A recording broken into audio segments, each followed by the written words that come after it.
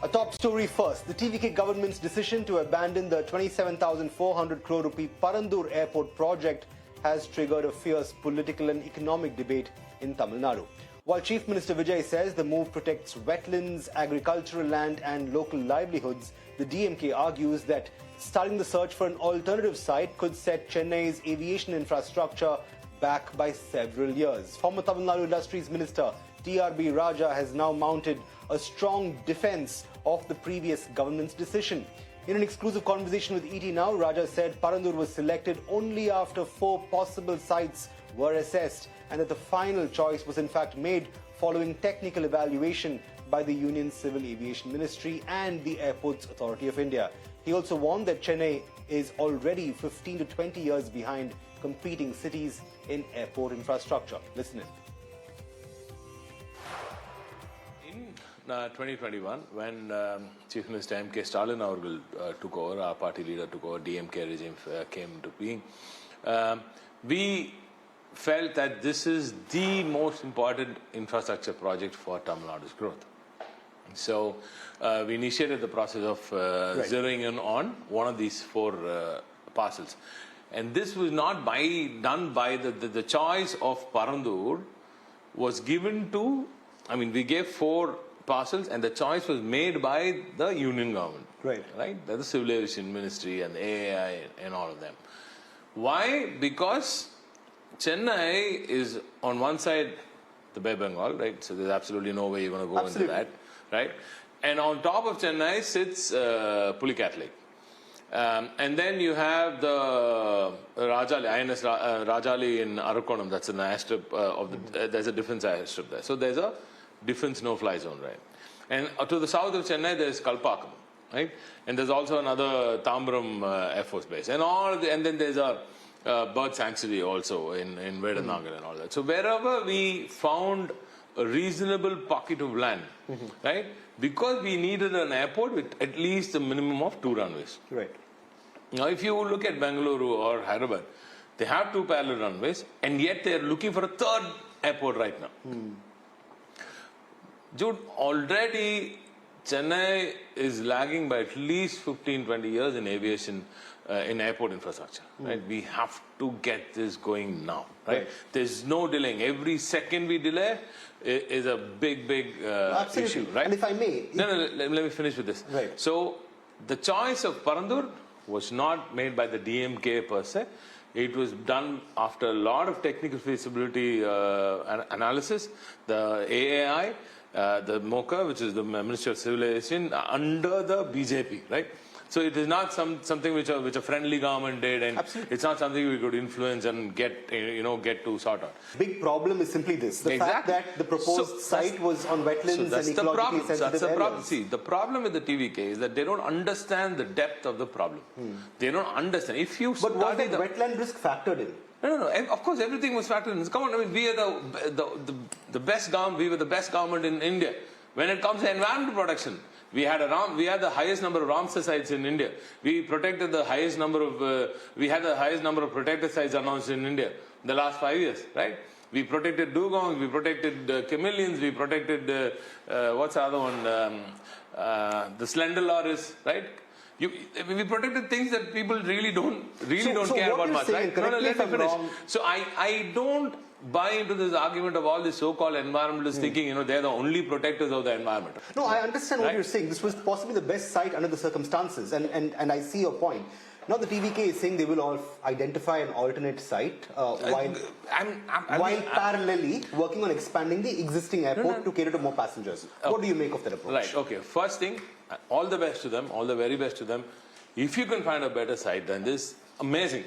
Because I don't know how it's the same government, the administrators are the same.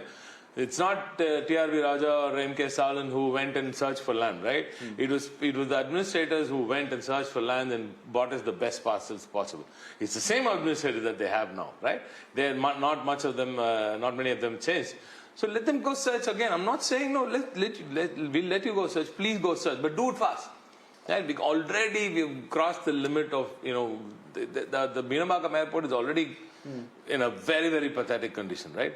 And even if T3 comes in, and even if their dream world of a T5 comes in within the next 5 years, whatever, even then we'll be losing a lot of traffic into Chennai. Right. Going back right? to the scratch, then how much time do you think the state could even possibly if lose? T5 comes in, they're saying they're going to add 20 million via T5, which is across the other runway, right? It's on the other side of the airport, which is existing right now. So they'll need to put another, they'll need to acquire land over Adyar River, and they'll probably want to acquire land on the other side of the airport also. I don't know how many villages there are going to get affected by this now, right? So that's another issue. So I don't know what the people there are going to say. Right? This came up in, I think, 2008 or something, and then they wanted to acquire 1,000 acres. And now they wanted to acquire about 2,273 acres odd, right? Now, the cost of that alone would be around 10,000 crores, given this is inside Chennai. But Mr. Raja, the burning question now is, going back to the scratch and reconceptualizing this from the get-go, how much time do you think the state could possibly stand to lose? See, that's what I'm saying. Even if you want to start T5 now, you're in 26, right? T3 has not been completed yet, right? It's going to take at least 27 by the time these guys finish T3, right? And then you will start acquisition. And then you will have to wait if people in that area are okay. And then you'll have to start construction. You will at least lose 5 years with this, right? By the time you have T5 ready. The problem now is 2028, you will hit the 35 million which Minambakam actually has now, if we continue the growth.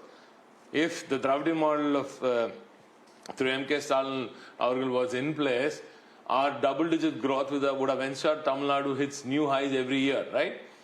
We're the only state which was doing double-digit growth. Now, if that continues, if that had continued, we would have hit 28, by 28 we would have been full. We would have had a problem even now after, getting Parandur to work. Mr. Raja, another burning part of the discourse that's ongoing at the moment is the fact that the TVK is alleging that the DMK in fact had interests in the matter, especially with regard to the real estate surrounding the airport. In fact, one allegation stated that a certain real estate company had purchased large land parcels there. There were a lot of folks in the DMK ecosystem itself that had interests in terms of the real estate there. How do you respond to these Who's allegations? in power now, Jude? Who's in power? The TVK. So don't you think the immediate question would be like, Nick, okay, so you're in power now. Why don't you find out and acquire that also? Take that out. I say, if you say that there's some interest somewhere, that yesterday also that company also gave a big interview and they denied the whole thing.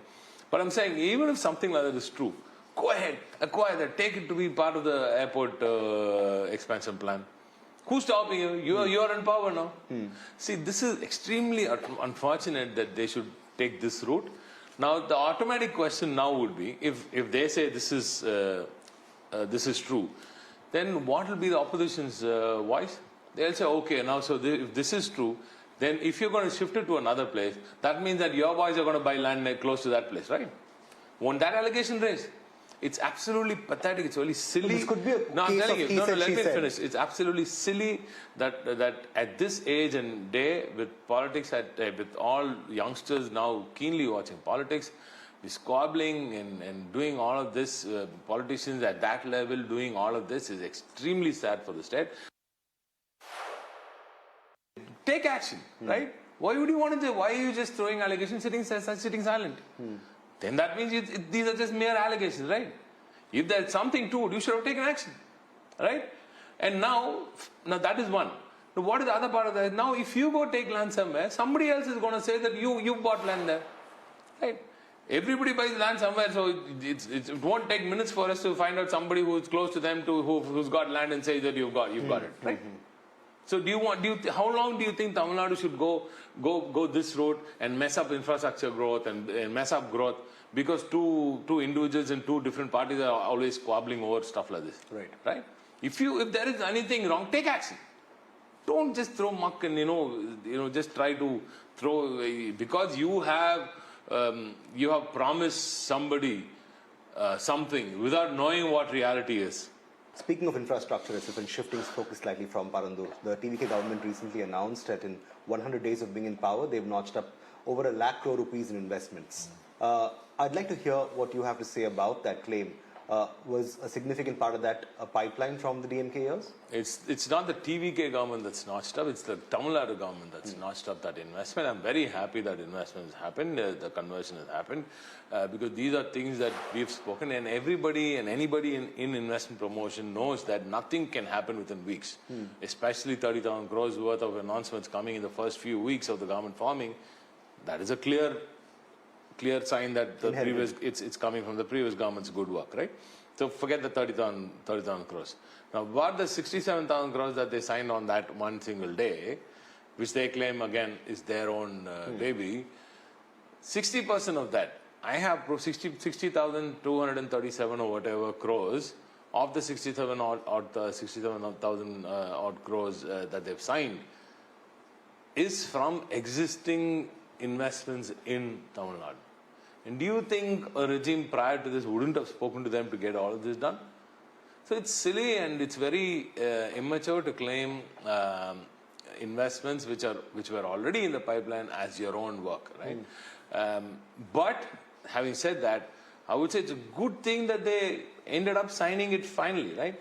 Because we would have signed it. The problem is we had the MCC coming in March, and anyway, we also kept something aside because once we came back, we wanted to announce something big, and we also kept something aside because we wanted them also to get, the companies also to come back with, confirmations about fundraising and all that, right? So only when we only signed with absolutely concrete MOUs, companies which had concrete plans to come and invest, right?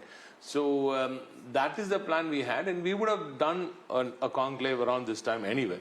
So that's what they've done. So they've done what the DMK already planned to do with the people which the DMK regime was already in talks with. So it's not something the TVK government has done, it's something that the Tamil Nadu government has done, thanks to the Dravidian model government before this. And I'm saying that's a good thing. That's a good thing that they at least follow that up and sign. But speaking of industries itself, there is this discourse also going on right now. We keep hearing about it and reading about it every day, that a large chunk of investments is in fact going to Andhra Pradesh. In fact, a recent allegation made by the incumbent Industries Minister as well, she said that a certain minister in the DMK and his brother received kickbacks, and on account of these demands, a lot of investors shifted business and investments to Andhra. Do you think that was being directed at you in any way?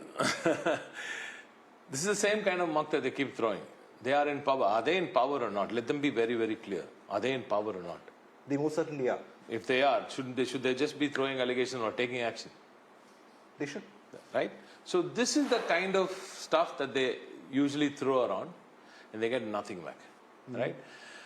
And it's absolutely sickening. Absolutely sickening. This is the same thing that they've told about Parandur now. Right? They said that DMK has lands. Right? And this doesn't start now. When my father was shipping minister, they said we built a Setu Samudram project for our ships. You know what these ships were? Fishing ships. Let's say if there is some truth to whatever these people are saying. Do you think anybody will come into Tamil Nadu, Jude, with the kind of competition that we have internationally now? Ideally not. Right? Do you think anybody will come and... So what is investment promotion, Jude? It's about bringing investments from all over the world and from across India. There is no state that is competitive to Tamil Nadu. Right? I very, very strongly believe. There is absolutely no state which can come close to Tamil Nadu. If you keep saying this, what will the investor think? Right? If the investor thinks that, okay, if something like that happened, would the same thing happen here? Right. Right? And why do you want to throw the cloud of doubt on investment promotion? Never, ever politicize investment promotion. This is not just for Tamil Nadu, I'm talking about India. Right. Any state in India should not politicize investment promotion, because the moment you do that, if the investor sees that the opposition and the ruling party in a state are going after each other with silly allegations like this, and the scene itself is very murky. This is the moment somebody like this says, if I'm not level-headed, what will I say? Oh yeah, and this woman is now doing this, right? That will be the immediate response, right? And I don't want to go down that road. I think we're just a bit higher than that. I think we're just much more mature than that. And I think as people who want the state to grow, And as people who want politics itself to grow, I don't think that's the route that I will take. Let them say whatever they want to. If there's some truth to it, let them take action.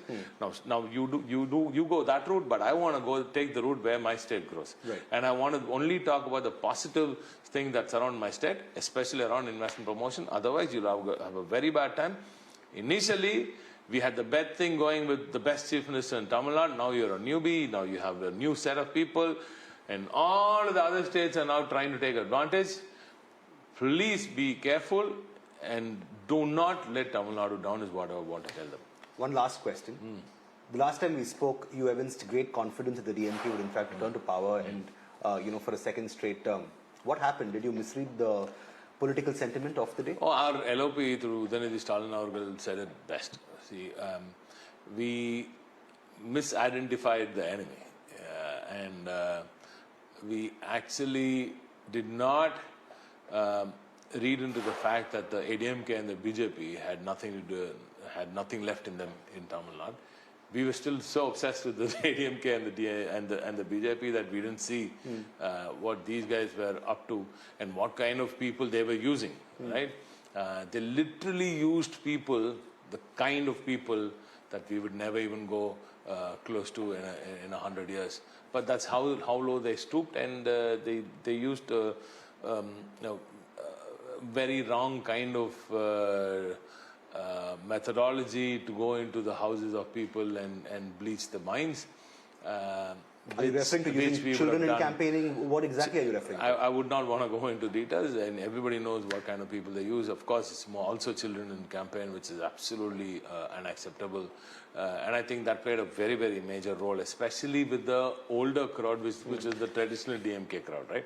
So, and I've had personally, in my constituency, I've had people call me the next day and even months after that, saying that I'm very, very sorry we didn't vote for you. We voted for my granddaughter asked me to vote, and my grandson who asked me to vote. I thought it was just one vote, and we didn't know this would happen. But there is a school of thought that all those votes actually went to the celebritydom of Mr. Vijay, and that's exactly why he won, irrespective of whether or not his candidates were in fact seen or not. No, but I really can't believe the fact that Tamil Nadu would be a state where a majority, I mean, it's not a majority, it's about 30%, so it's just 1/3 of the population, right? So I can't even believe that 1/3 of the population can be swung by a celebrity. But it's not just the celebrity, it's the loud noise that they created via all these people who shouldn't be used for traditional campaigning or respectable campaigning, right? I would put it that way. They could do anything, but the DMK, being a responsible 75-year-old party, had to go walk that line alone. Right. But they could go anywhere, right? They could come from anywhere, they could do whatever, and they could just say they're newbies. I mean, if whatever wrong that they did, people just say, okay, they're new guys, so let them, they did a mistake, so what? Right? But if DMK did it, it was wrong. It was anything deviating away from the straight path that the DMK has taken for 75 long years. If we had deviated a little bit, people have said that was wrong, but these kids could do anything. It is just that. And I think people of Tamil Nadu have just bought a ticket for a new movie, and I'm sure they'll walk out in the interval. All right, that's one way of putting it. But on that note, thank you so much. It's been an absolute pleasure. We're catching up with you again. Thank you.